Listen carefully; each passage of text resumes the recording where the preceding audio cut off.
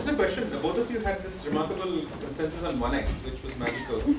Is that independent of the time required to train somebody? I mean, is that like 1 week and 3 months, all 1x? It's fascinating. You see, what's emerging is, if you train a software engineer, right, it might take 3 to 4 months or 5 months to train him, right?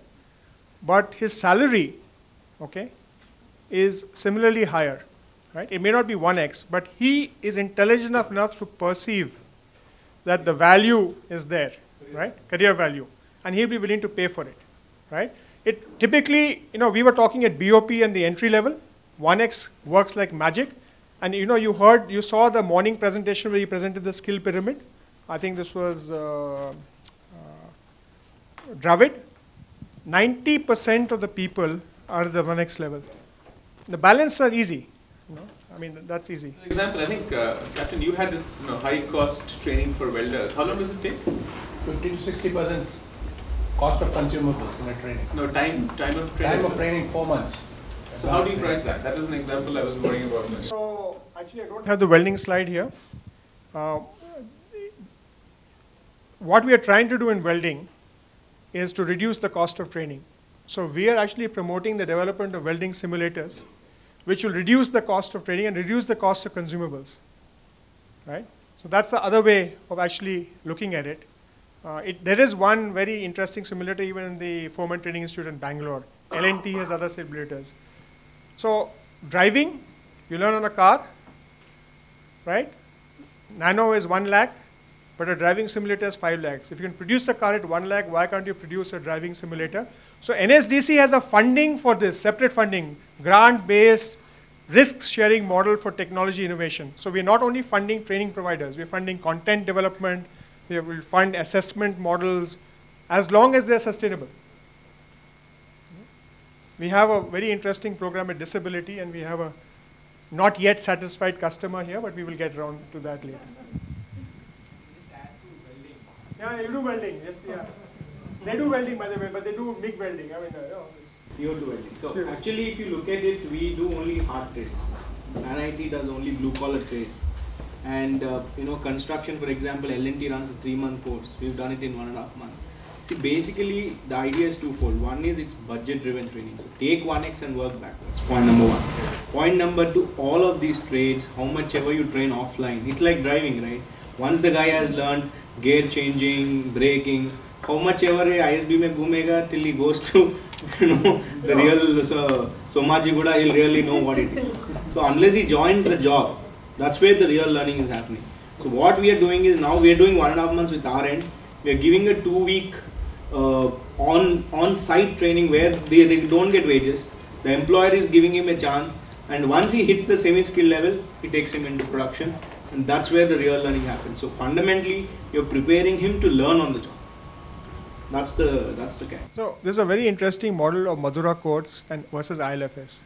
I was hoping that would be here because you would learn from this. ILFS does the thing for stitching and training, right?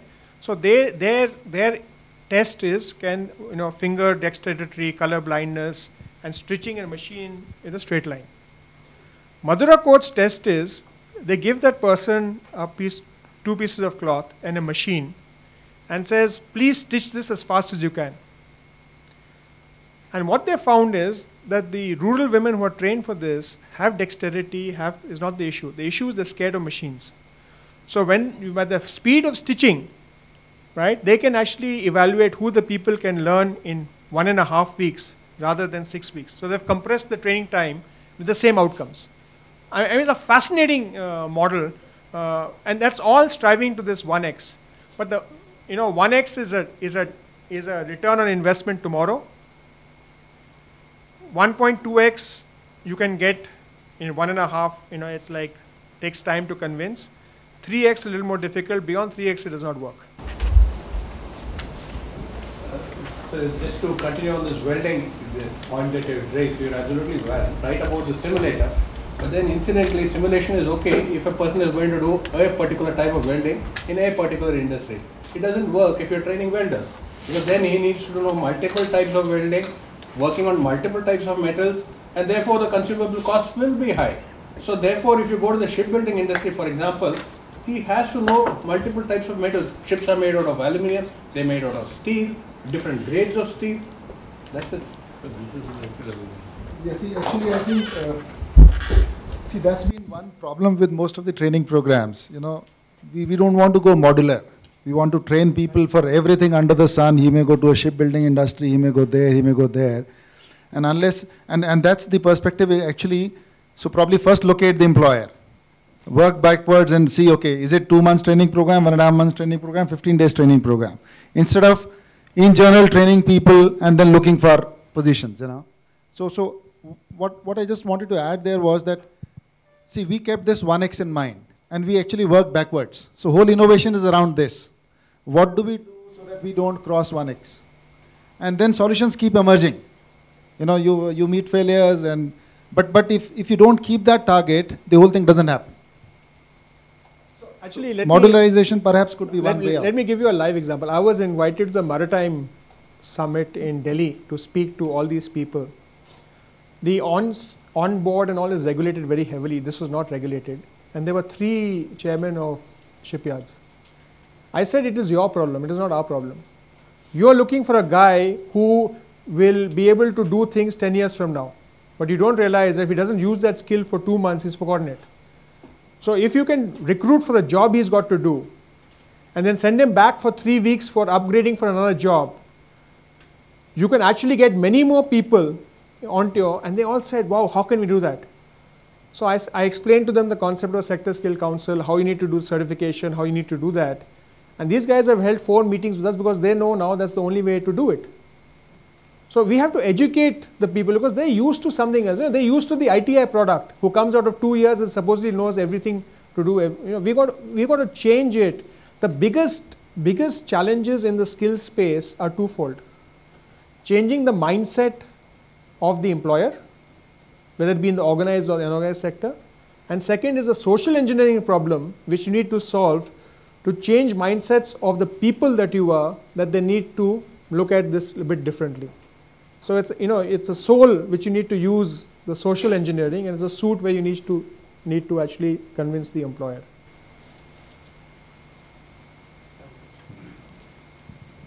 I'm from Beable, and we are running a number of technical courses. We find that the aspiration level for the students in the technical courses are very low. I mean, is there any NSDC program to create an awareness, because there's a huge demand for technical skills in the industry? Yes, there is a plan for NSDC to do an awareness program, but at the same time we know it will not work. All right? But if I were to tell you that in a place like Gumla, and sorry I'm taking the example, in a place like Gumla, there is a free government program actually going in to teach hard skills to people. And there are no takers. And there's another training institution which is charging 7,500 rupees for providing the same training and giving a loan to the student and placing them well. Even the government programs have the same thing, to train and place. Okay? And they have a waiting list of 1,000 people. And the capacity is about 25 per batch, and the year is 150. On the ground example. The guy sitting in this room. Yeah, but we can also give equally different type of examples. No, that means the idea of giving the example is there's something right happening there. What are they doing right? You know, what are they doing right? See, we don't look for problems, we look for solutions. So if there's some solution which is there, which is working, is the solution transportable? Yes, the solution is transportable, right? The other learning is the type of people that you train in a particular training institution. We tend to think that, oh, if you got a training center in place X, the people that we train should be from there. It may not be.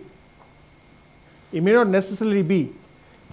You know, so someone, see, in this, you know, the problem is that today in India, everybody's got an aspiration level. You got to find the people whose aspiration level matches what you want to do. And that is the challenge. You got to actually do that social engineering. And these people don't read the ad campaign.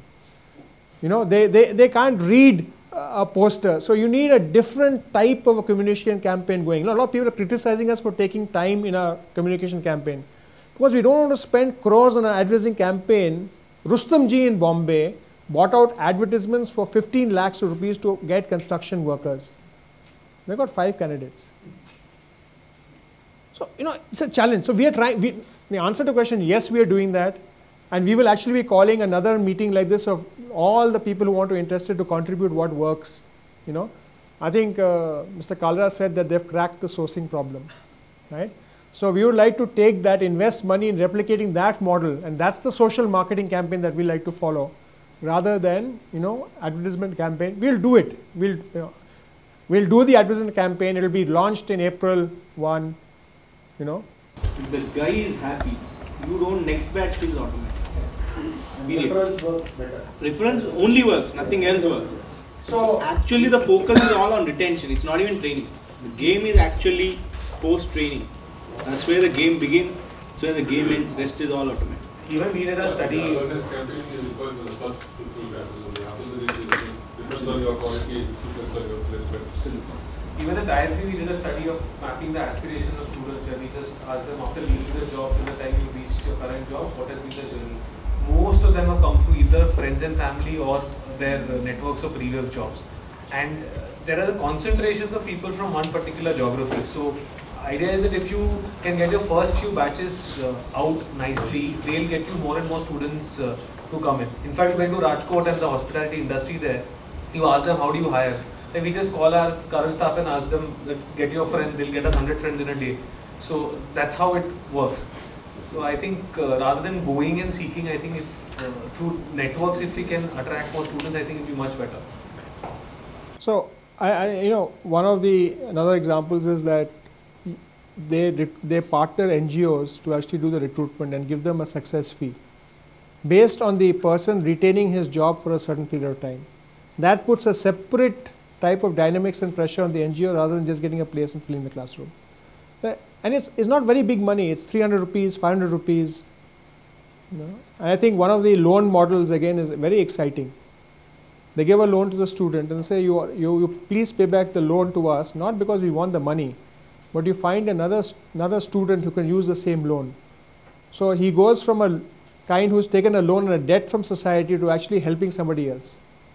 That's the same fundamental as self-help group. So the challenge here is how do we learn from all these different examples and actually do it?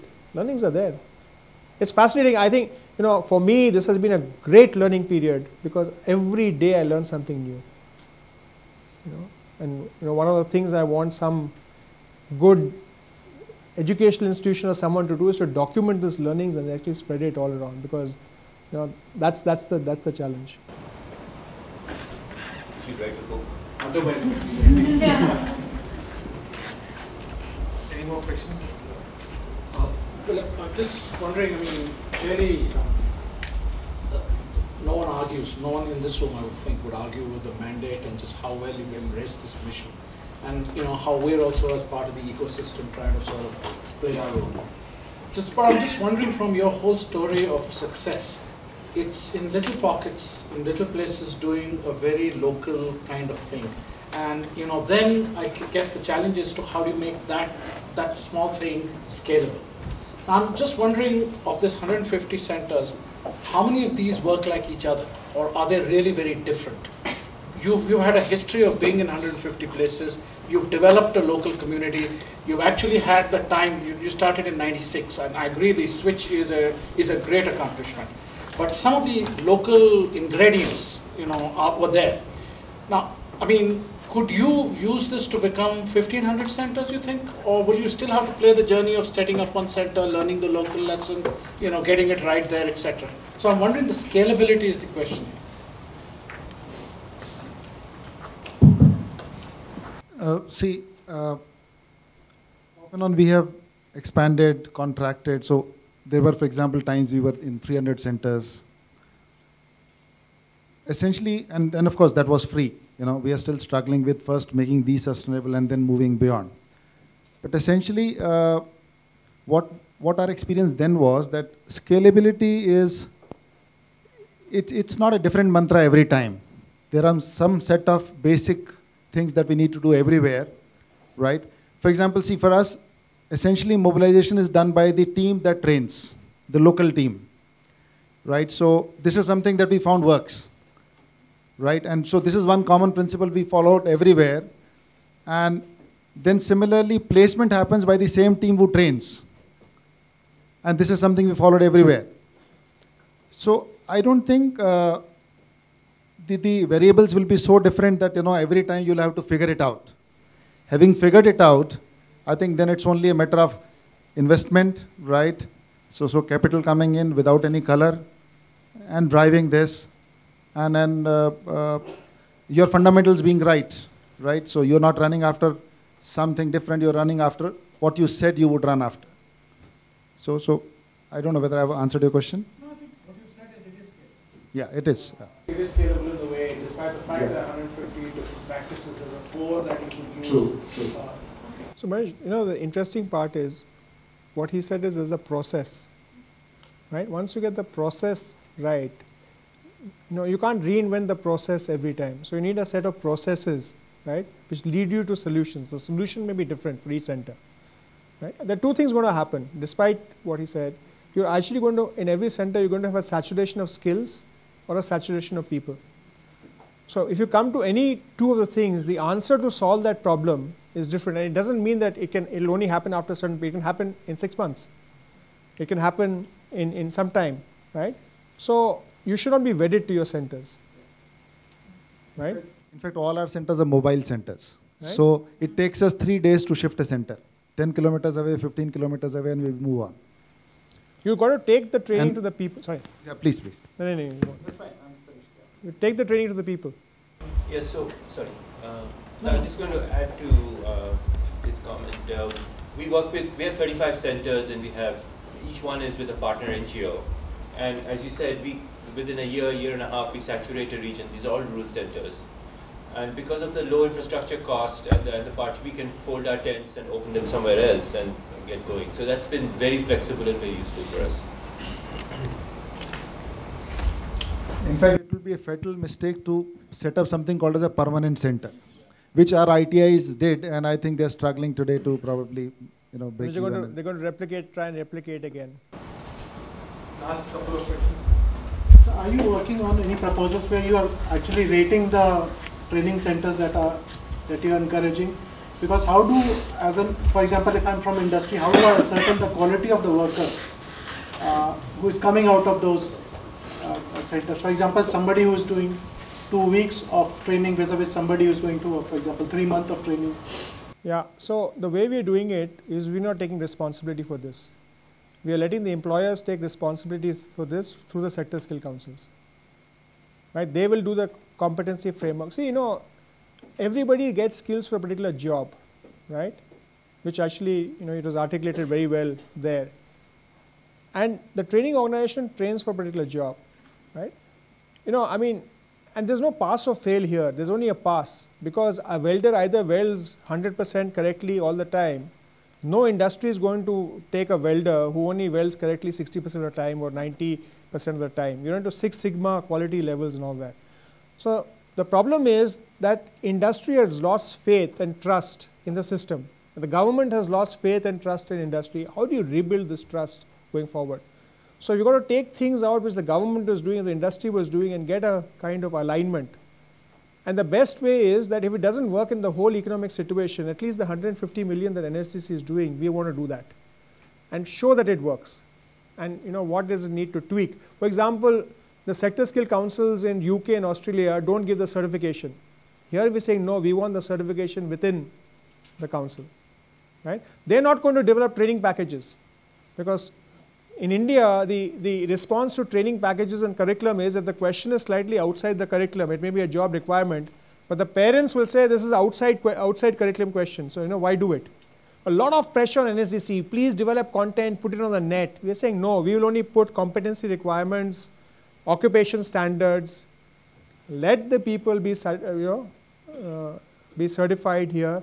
Curriculum is what the innovation in training is. The face-to-face meetings, the using of technology, all the other things. So, but who is taking, who's taking the ownership of saying that this is the worker who I have trained, and he runs with so and so competency at any point of time. For example, in a normal schooling process, I get I get a percentage, and then there is a work X that I develop, so I have a resume at the end of it. In this case, this is an informal worker, and there is no resume. There is nobody who is giving. He's just, as you rightly said, there is a pass certificate which is just out. Yeah, the problem is that we don't understand what a competency certificate means because we're not used to it. But a competency certificate, once it's issued, it just shows that person is fit for that job, and he'll do the job right every time he does the job.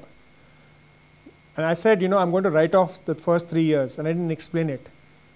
The first year we did 20,000. This year we'll do 160,000. Next year maybe 500,000 we'll do. We're taking 1 to 2 years to get the sector skill councils into place, and then to them to certify. And what is 84,000 or 90,000 in an overall target of 150 million? So we are taking time. It's not, industry has to be convinced, and every time some government agencies start saying that we want this to happen, the NVQF will be done by AICTE, will be done by NCVT, all things coming in, then industry says, hey, why are we investing our time in this, right? We don't want to get involved. If the government wants to do more of the same, why do that? So we have to slowly transform. We can't step on people's toes. We can't say that we're taking away your, something from you and giving to someone else. It's a challenge. And if you start doing that, which happens, then we say, no, guys, we don't own the sector skill councils. Sector skill councils are your bodies. You want industry. Today, NCVT, you're going to PhD chamber, FICCI, 38 private sector industry bodies. So private sector certifying your people is not against a grain of thought. Can we do it collectively? What do you say? AICTE, I'm getting it developed by industry groups. Yeah, but or can we do it consolidated? So it's a process that we have to change slowly without being, impacting someone's stuff. Last question. Hi, just wanted to know, you mentioned briefly about some of the technology-enabled initiatives, and SenseDC is also looking at proposals. So my startup, we focus a lot on technology-enabled initiatives, skill development. So what kind of trends do you see where technology would be used to address scalability issues, certification issues? I actually gave a 2-hour lecture in Amrita on use of technology in skill building, right from mobilization to pre-job assessments, to use of training simulators, to how does Mr. Kalra know that people are being assessed in his 100 centers sitting in Hyderabad? So can there be some element of assessment which is e-labeled? How do you capture investment things and keep it inside? How do you make a digital library of the certificates that you can add up credit values? How can you track people in jobs? How can you automate the entire loan process so that the banks don't feel that they're dealing with a fragmented industry? How do you find that a guy is ready for retraining and bring him to your system? I've just given you one thing across the chain. Could we get a link to that, reference to that link? I can send you that presentation, but there'll be only points. Sure. On that topic, are we going to get copies of the slides We'll have to ask the speakers and then we'll put it up on the web. Video recording also, we think. My thing is available for I think all of us would feel that you should put it up for consumption. Yeah. Then we'll put that up. Anybody objecting? So we'll just Those who are not here may have not. Otherwise, they haven't spoken for you. even the video recording, we're thinking we put it up once we get the confirmation. Usually the zero interest. So thank you so much. Let's limit it to a certain percentage of the cost. A 15-second thing. So we've all learned, and you're absolutely right. This has been a fascinating journey of discovery, and we're figuring out it's going to take a lot longer to start. Do you think we still stand by the 10-year kind of targets, or do you think that gets pushed out, or do you think that at some point, despite the slow start, there'll be an inflection and it'll kind of? I mean, what's your take on how this will work? We don't know the answer to that question. We are very flexible. The only thing that we know that you have all partners have said there's a cost per training per center. So if you were supposed to do X thousand, you done Y thousand, we appropriate it and give you the balance amount. So there's no thing. And at some point of time, if you feel that you can catch up, great. If you feel that you can't catch up, so be it. But as an organization, like I said, we are targeting 210, 201, 210, 220 million this thing, because not that they will fail and not return a capital, the capacity utilization may vary, there might be different things. And it just may happen that we are saying 500, but we might get 150 to do it. And then the NSDC strategy is that we will review the progress every year, and maybe then if they are falling short in certain sectors or certain geographies, invite specific proposals for that as a top-up, So the organization that we are today and what we are doing today is not necessarily what we will do tomorrow and day after. We don't know. All we know that we want to get to a certain milestone, and we know there's not one way of getting to it, and we know that we're not going to do it, all people such as you in the room are going to do it. Our job is enabling you to get there and creating the ecosystem that enables you to get there. That if we may add, see, actually today we are only focusing on adding training capacity. It should not cannibalize at some point. I think different ecosystem elements also, like sourcing, NSDC can also probably do an ecosystem which you're already doing, R&D for example, sourcing entities, assessing entities, post-training. So we just, otherwise there will be more. Kalyan, I agree, I 100% agree with you. But then, we cannot be seen as supplanting people. We have to see as supplementing people, enabling people. I mean, hopefully Mr. Ramudarai will see this, but you can't see through this, if you're from the outside. You have to be inside to know what is happening. Otherwise, it will ring rings around you. You won't know. See, each state government is building out a tender to bid. And who's giving them the suggestions? Industry, consulting organizations, so-called experts. The Rajasthan bid is offering you some 2,000 rupees per trainee. Can't do it. And Mr. Kalra was right. He says, I don't want to get into rings, and everybody wants you to keep a separate bank account for their program. Everybody wants you to report data in a certain manner. You got to track people for 3 months now, 12 months, 13 months. You have to be a sustainable entity. And it's like private schools and government schools, right? You got to create, see, if you create a value proposition and you show that it's, you're delivering more, right? Then you succeed. There'll be some government program, some partners in government programs which will replicate what you're doing, but the market is so large, 500 million people, and you got to be swift. Government programs can't move from center to center. They're stuck. All grant-based programs are stuck to a place. You have the flexibility.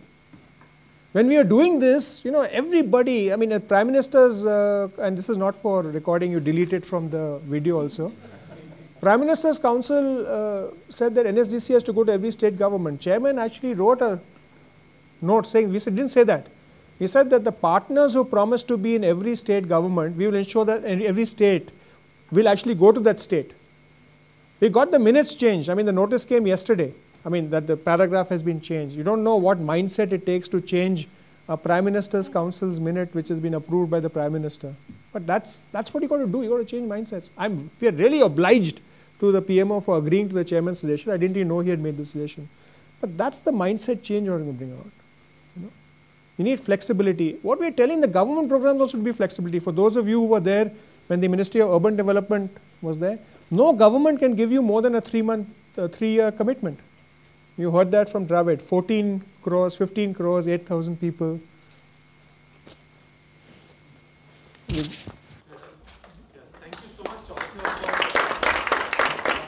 I would formally like to thank Dilip, Meera, Shantanu, and everybody who's helped us a lot, Hari, Milan, to put this event together. Obviously, our team, Sharat, Devapriya, Radhikash, Shyam and Shivankar, Apurva, Arjun.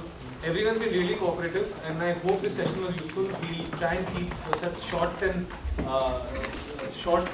events with only focused audience coming in. Hopefully, we'll get into a little bit more action mode. I know it takes a little bit of more. There's inertia to talk about tangible outcomes at such forums, but I hope we'll take that step forward in the future discussions and workshops. And a dinner before that. Yeah. Thank you so much, all of you, for coming.